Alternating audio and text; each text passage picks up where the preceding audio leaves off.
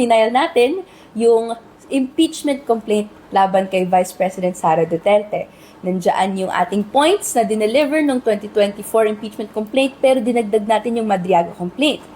And 1 hour later, sumalang tayo sa unang hearing ng Marcos Jr. impeachment complaint. May initial na pagsulong dahil may finding ang Committee on Justice ng House of Representatives na sufficient siya in form. At sa mga susunod na araw, ang sasalang naman ay ang sufficiency in substance. May nakukuha tayong tanong sa comment section, bakit ba kailangang i-impeach ang dalawa? Well, panawagan ng taong bayan ay lahat ng sangkot dapat managot. Meron ba tayong i-exempt dito, lalo na ang mga nasa tuktok? Di ba wala? Si President Marcos Jr. ay sangkot sa bilyones na corruption scandal kung saan ang pondo na dapat napunta sa flood control projects, sa infrastructure projects, either may kickback siya directly or siya ay pinrograma ang unprogrammed appropriations para ito ay magkalat-kalat sa iba't ibang mga opisyales. Kalawa naman, VP Sara Duterte, sangkot din sa korupsyon. Kung maalala natin, sa impeachment complaint last year, no, 625 plus million pesos in confidential funds ng OVP and DepEd ay mali ang paggasta. Mali rin ang pag-handle.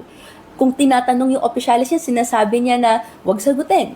And hindi rin siya sumasagot. May willful refusal siya na magpasailalim at mag-undergo sa oversight committee ng legislature. Yung mga ginagawa ni President Marcos Jr., VP Sara Duterte, they constitute acts na betrayal of public trust, which are, under the Constitution, impeachable offenses. Kaya guys, we need to lock in. Dahil ang panawagan natin ay lahat ng sangkot dapat managot kahit ang mga dalawang pinaka nasa tuktok ay sumailalim sa proseso ng pananagutan. Kailangan hands-on tayo dito. Kung mapapalagpas natin to, if we lower our standards of leadership na deserve natin, hindi na tayo makakawala sa bulok ng sistema na ito. Pare-parehong trapo, pare-parehong negosyante na gagamitin ang pondo ng bayan para sa pansariling interes at hindi para sa pangkaramihan. Kaya ang hamon sa atin ngayon, gumawa ng kasaysayan. Actually, we've made history already.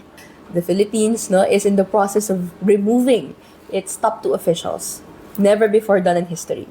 Sabi nila, nakakahiya na we're impeaching our top 2 officials. Pero mas nakakahiya na hindi natin imbestigahan ang mga papel ng presidente at vice-presidente natin. Kahit may ebidensya, kahit pauna lang, na korupsyon. Actually, mas nakaka-proud nga na bahagi ang kabataan sa proseso na ito. Hindi ito ang oras para tayo matakot o mag-back down.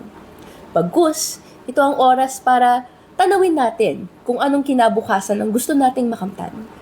So, tuloy-tuloy tayo, hindi lang tumutok, hindi lang pag-usapan, pero lumaban hanggat makamit natin ang isang lipunan na deserve natin.